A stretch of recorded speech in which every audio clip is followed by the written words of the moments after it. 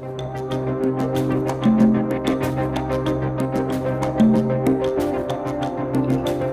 CJ DeLeo. I'm Micah Richards. And this is the BU Now weekly Politicast. So just to jump right in, for anyone who hasn't checked out our first episode, it's up on BU Now as well as YouTube and SoundCloud. As we do more of these, I'm going to try to get these on more platforms.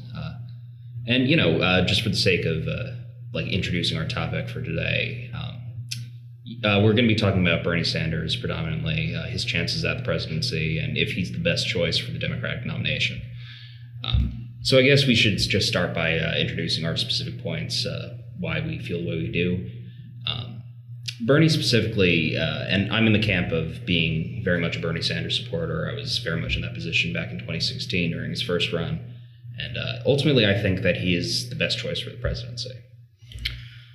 And I, too, was a huge Bernie supporter in 2016. He was the first politician that I donated to. I phone banked for him. I attended school in Burlington, and one day when I heard he was in town, I spent about 2 hours trying to track him down at his office. Unfortunately, he was not there. But this time around, I'm not so sure about Bernie Sanders, and I'm going to see if CJ can convince me otherwise. Okay, so I guess the first thing I'm wondering about you is what's really changed in your eyes about Bernie Sanders that he no longer has your full support?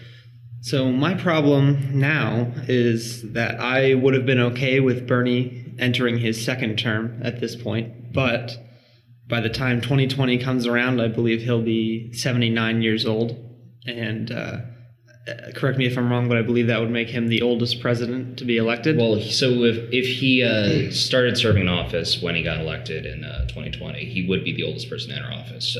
Currently, the oldest is Donald Trump, who was 71 when he entered. Right. So, yeah, I mean, age is definitely a thing. I can definitely see your concern for that.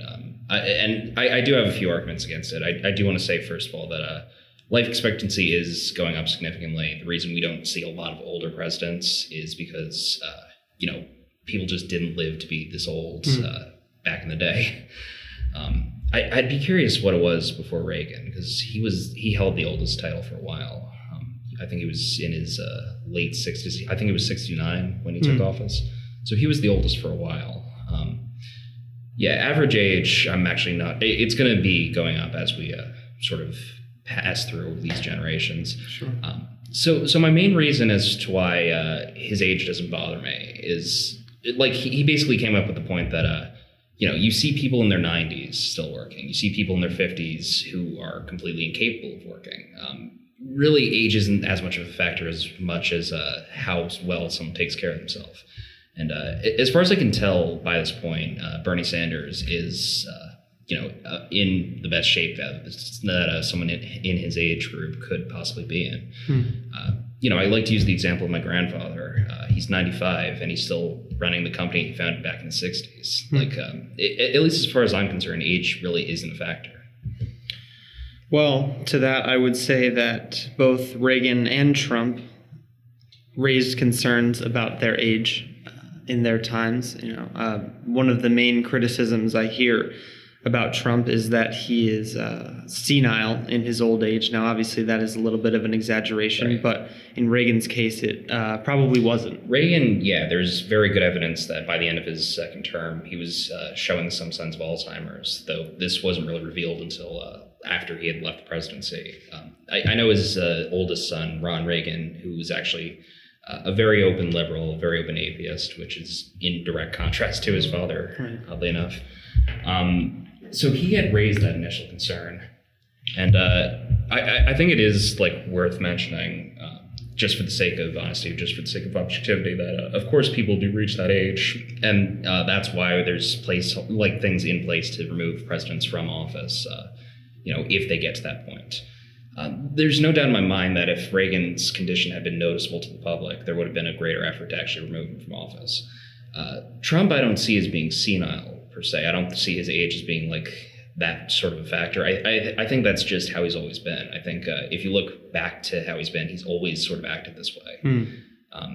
Obviously he's ramped up the xenophobia as he's gone through the whole political process. He's sort of become a little more vocal about some of these views. But again, I don't really see that as being a matter of age. I see that being a matter of just who he is.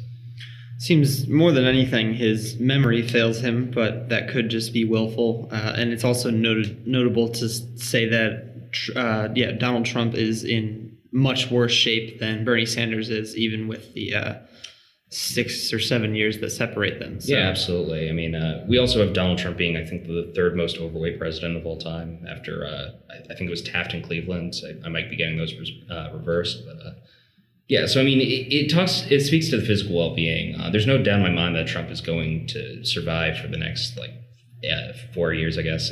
Assuming he returned for the presidency, it wouldn't shock me if he was able to make it through without really anyone raising concerns about his health.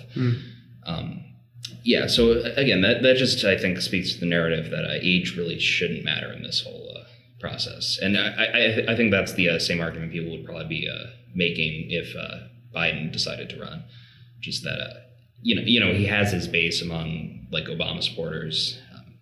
But realistically, I think there is that sort of double standard. People have been arguing that Bernie is too old to run, but he's only a year older than Biden. So I think the biggest difference there, and I'm not saying it's right, but Biden just looks more put together than Bernie. It looks a little bit less unkempt, and I think that that public persona really, really makes a difference. I don't think people are really aware that they're so close in age. Right. Well, I think part of that is because of Bernie's appearance. He is noticeably bald. He's been bald for most of his older life. I think since his basically you can see photos of him back in the 90s where he was clearly having a receding hairline.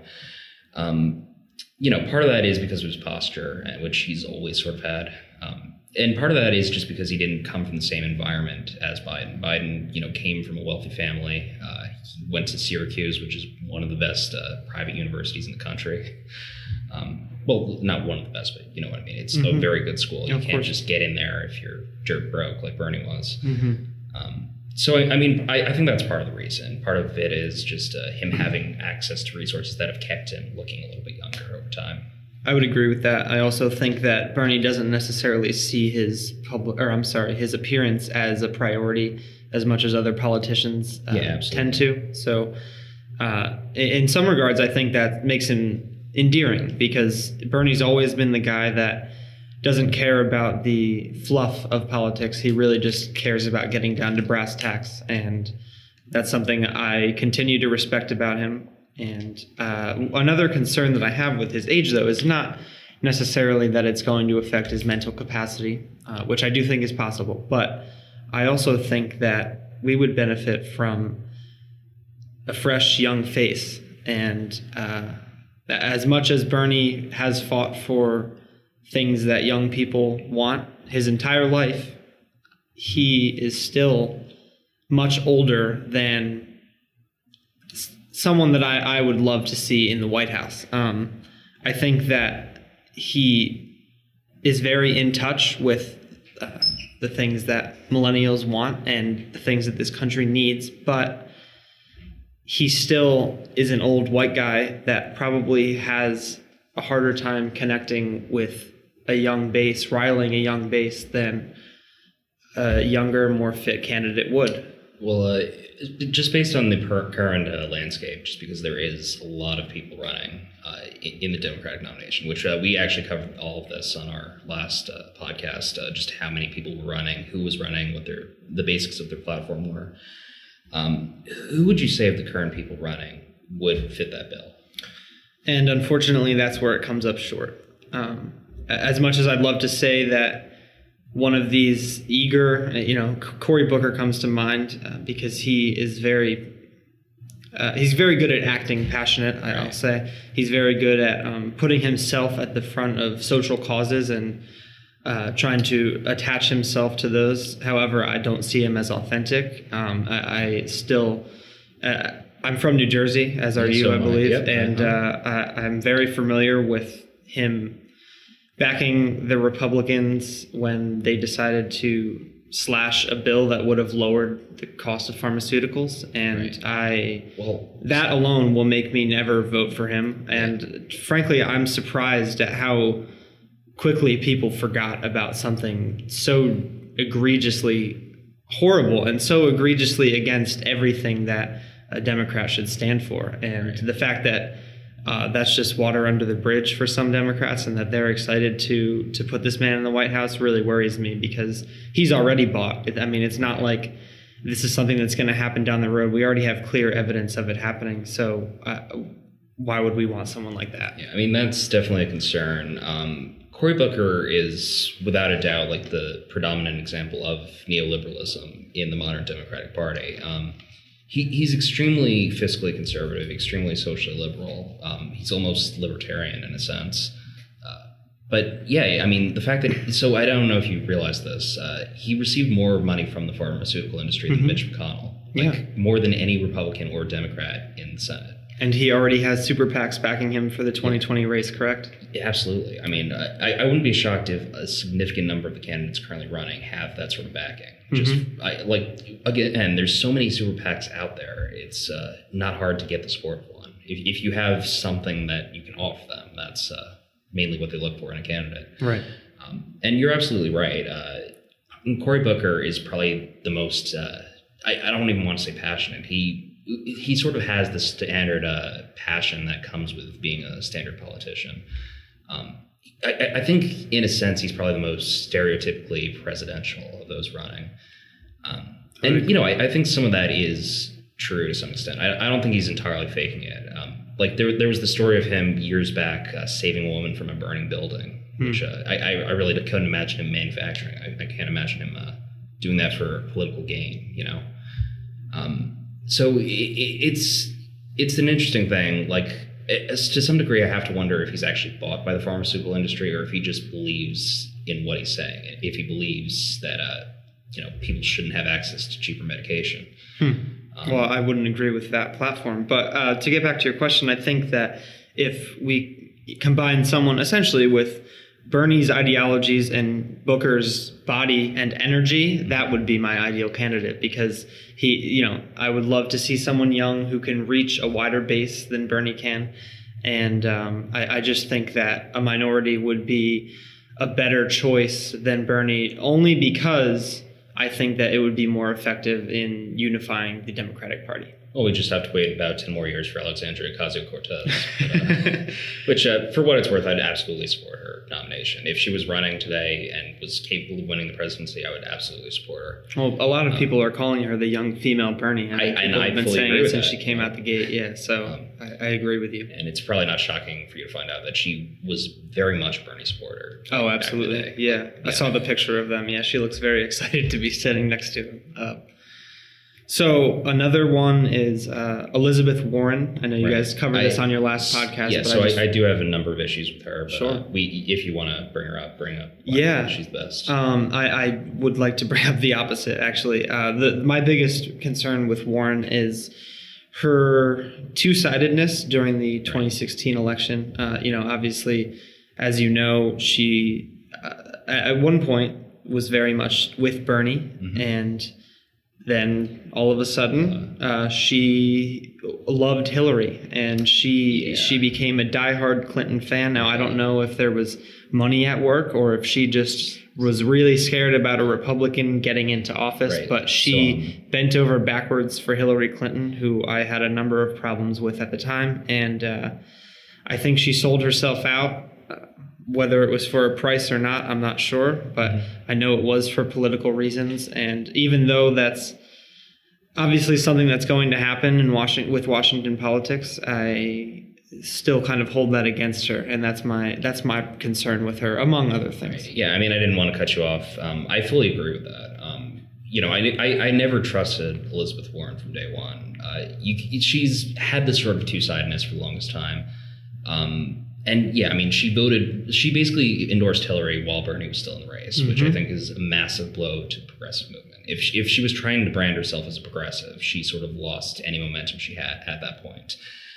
What people don't realize about her is she was a Republican for most of her career. Like, she was very openly a conservative Republican. And the fact that she just sort of switched, affiliations randomly, it amazes me that no one is calling her out for this. The fact that she basically supported a party that's completely antithetical to these views that she purportedly has. Beyond that, I feel like she's a single issue candidate.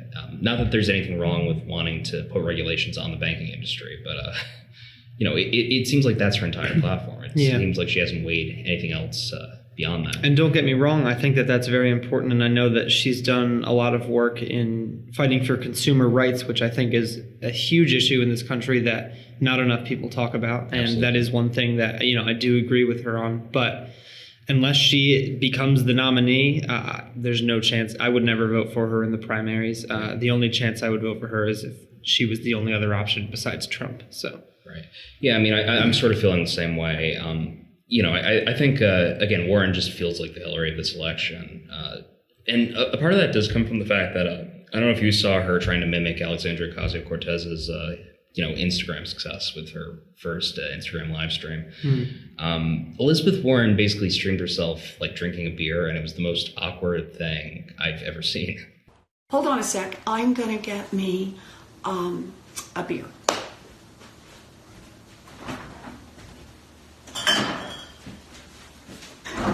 Hey, Robert, my husband Bruce is now in here. You want a beer? No, I'll pass on the beer for now. You sure? Come over and say hello to folks. Yes. I'm going to pull out a stool and sit down.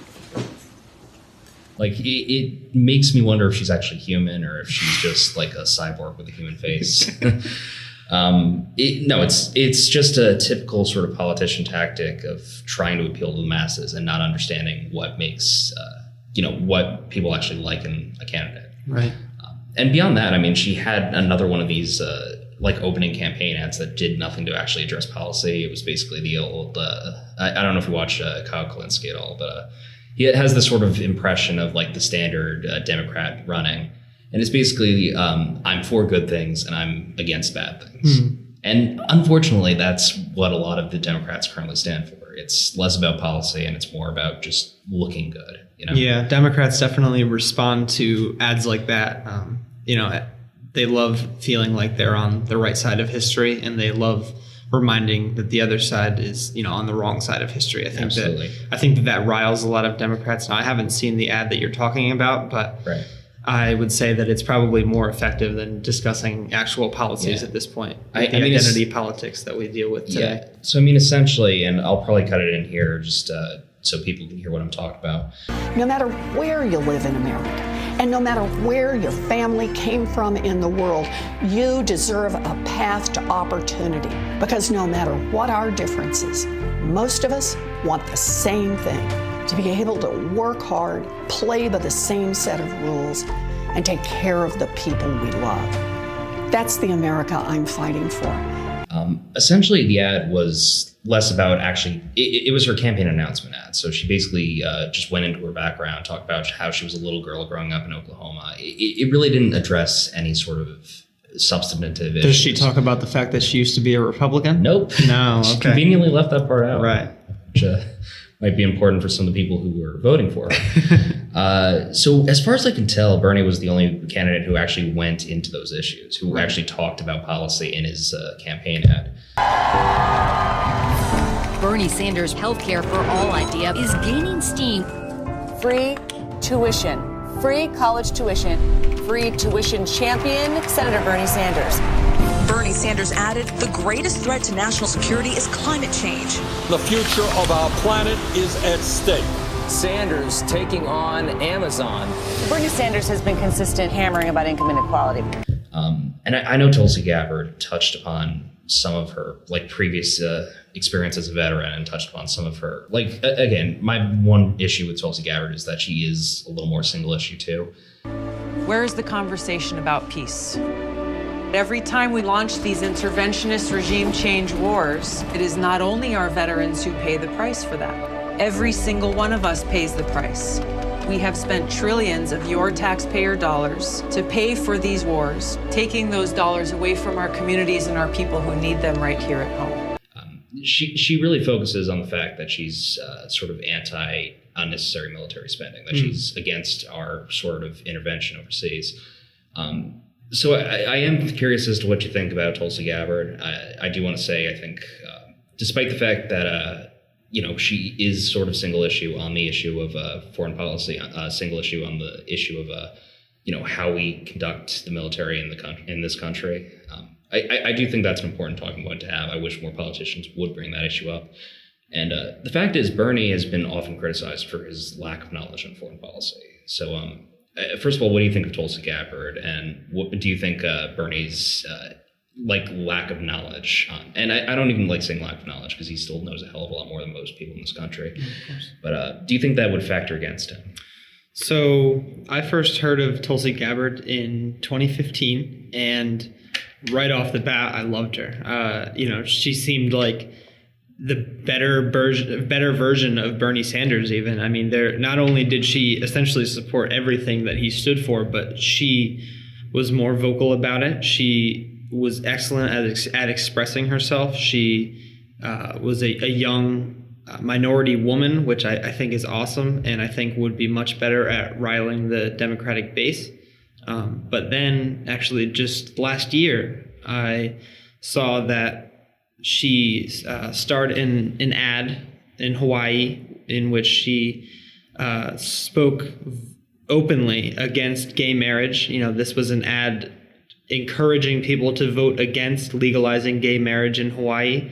And, I mean, I don't know how long it's been since that ad was made. Right. I know it was, I believe it was either the late 80s or sometime in the 90s. Right. So obviously it's been a while, but how much can people really change, and how much can you expect someone to, completely flip sides? I mean, I would understand if, she had made an ad saying, okay, let's not legalize marijuana, and now she supports the legalization. Okay, that's okay. But when it comes to LGBTQ equality, I don't think that that's something that you can really just flip on. Example, pretty much any Democrat before the 2000s did not support gay marriage. Hillary Clinton supposedly started supporting gay marriage sometime after 2008, which I always found hard to believe. I believe it was 2013 that she publicly became in favor of it. So, and that was actually a big problem I had with Hillary when she started running. Just that she seems to be incredibly conservative when it comes to social issues. Hillary, again, her first actual experience in politics was campaigning for Barry Goldwater, who famously opposed civil rights and was probably the last candidate with a chance at the presidency that actually had those views. And she was a Republican through that entire time period. And that's why people kind of call Hillary a Republican with the Democratic title. Right. So with Tulsi, at least, it's not as big of an issue for me that she is, or she had these views in the past. Part of the reason she had those views is because she was raised in a political family. Her father was actually a Republican from Hawaii. I believe it was her father's ad that she was in, correct? So I'm guessing, and I'm not too sure about the ad you're discussing. Okay. But basically, he was incredibly socially conservative, incredibly fiscally conservative, basically as much a Republican as one could be. As far as I know, he never actually held elected office.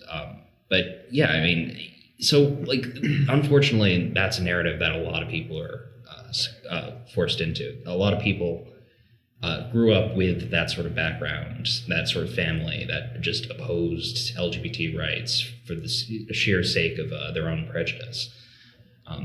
So I do think it is a genuine change. I think she was just raised in a sort of screwed up environment that caused her to hold on to some of those views. As far as I can tell, she has strongly been in favor of LGBT rights since well before most of the Democratic Party. And, as long as she's held elected office, she's been really, I'd say, one of the most socially progressive people in Congress, So at least in my view, that's why it's not... that's why her past doesn't really sort of matter as much as, say, Hillary's. Sure. Yeah. Now, even if I get over that personally, which, it sounds like, based on what you're telling me here, that she, has done a lot to make up for her actions in the 90s. However, I just think that something like that, a video like that, is too powerful in a social media age, and it just makes her less electable, frankly. And I just think that taking that major of a hit to, to her name is just going to ruin her. So if she does end up becoming the candidate, then I don't know. I worry whether she can actually stand up against Trump or not. Yeah, I mean, I think at the very least, that's going to be something to hold against her. I think that's something that a lot of Democratic voters are going to notice and immediately ruled her out. So I guess, do you think Bernie's lack of foreign policy lack of experience on foreign issues, do you think that's going to be something that Democrats will hold against him, or do you think that's something that, is just a caveat? Really? Right. Now, I do like that about Tulsi Gabbard, because when it comes to foreign policy and military spending, that's not, I know that, you call that a single issue, but at the same time, the money that we spend on the military, exorbitant amounts of money, will be used for other things and will be put towards better programs. And, with that strong knowledge of foreign policy and her years of experience in the military and intimate knowledge of military spending, I feel like in that regard makes her a better candidate. Now, as far as Bernie's foreign policy, I do not see that being something that will really hold him back, only because his other policies are so strong, and he's fighting for something that he can really convince people is more important. And for that reason, I really feel like Bernie knows enough about other things to make up for the fact that maybe his foreign policy isn't as strong as someone like Tulsi Gabbard. Now, obviously, we have the example of the worst foreign policy knowledge sitting in the White House right now. I mean, Trump's knowledge of foreign policy is not only abysmal, but it's laughable by essentially every other foreign leader. Yeah, I fully agree. I mean, the fact is we've largely become a laughingstock in the international community just because of Trump's presidency, just because Trump is sort of seen as being an illegitimate leader. And part of that, I think, is because he knows so little about the rest of the world. I mean, I think I fully agree that I think Bernie Sanders' foreign policy experience is adequate for someone seeking the presidency. Right. I think, he does know a lot more than the rest of the, voting base. Right. So I guess the only other person who I could sort of see as a viable progressive in this race is Andrew Yang. I don't know if you're familiar with his platform at all. Unfortunately, I'm not. So he's the first Asian American to actually run for the presidency. Really? Yeah, which is kind of amazing given that it is 2020, right? Right. So his whole platform is surrounded by, it's based on universal basic income, or the idea that everyone should be given a monthly stipend as basically tax-free income just to do with as they please. I love it. So this is a general idea that he's come up with for the sake of opposing the rise of AI.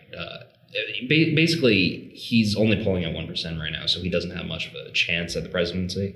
But he's also like one of the younger people running. I think he's in his early 40s, and he is this young progressive voice. Right. So just knowing that much, would you support him? Or? Yes, based on that alone. Now, obviously, if there was a lot stacked against him, then no. But I think that UBI is something that is not talked about enough in this country, and I think that it's almost not a partisan issue. I would say that both sides hate it, and I think that that's wrong because my biggest issue with it is that we spend so much money on welfare, just a ridiculous amount of money. And just the amount of money, you guys need to look up how much we spend on drug testing to see if people are eligible for welfare. I mean, it is an exorbitant amount of money. If we could just stop wasting this money on trying to determine whether people are worthy of receiving aid or not, and instead just give everybody aid, I think it would push society so far forward. We fund football stadiums and baseball stadiums with our tax dollars, and people don't even blink an eye.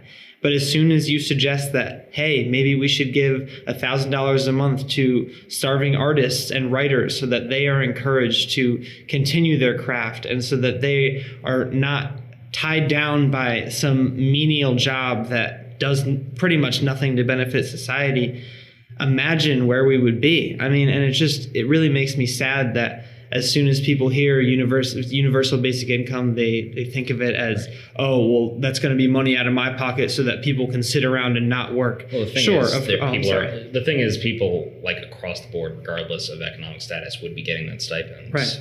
And actually, he's referred to it. Andrew Yang's referred to it as the freedom dividend. Right. Just because that holds better for people. So yeah, I fully agree with what you just said.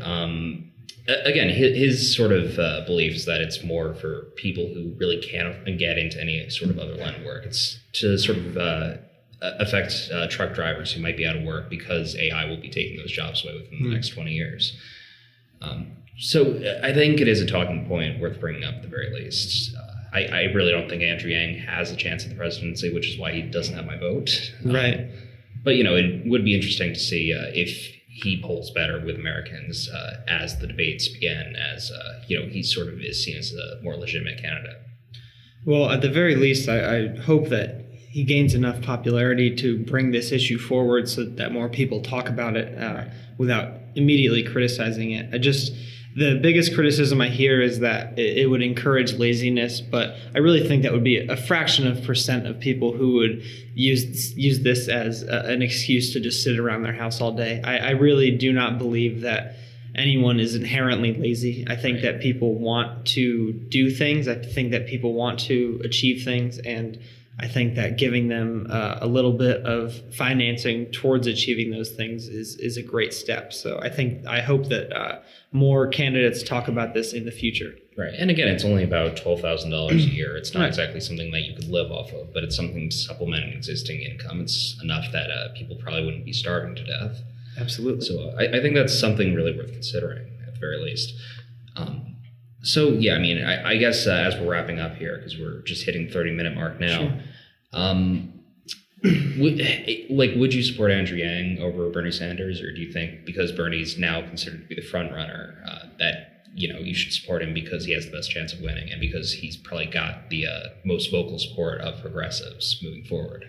No, with all that being said, I still believe that Bernie, among the candidates that exist so far, is our best choice. I'm just not as enthusiastic about him as I was in 2016 for the reasons that I said. So if no one else steps forward, you'll go for Bernie? Absolutely. Well, that's good to hear. Okay, so without further ado, this has been the View Now Weekly Politicast. Thanks for listening, everyone.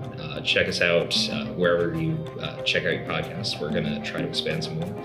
And if you have some specific topic you'd like us to discuss, if you're watching this on View Now, there's actually a little link on this page where you can comment via Facebook. So, reach out to us. We'd love to hear from you. So thanks for being on, Micah. Yeah, of course. Thank you.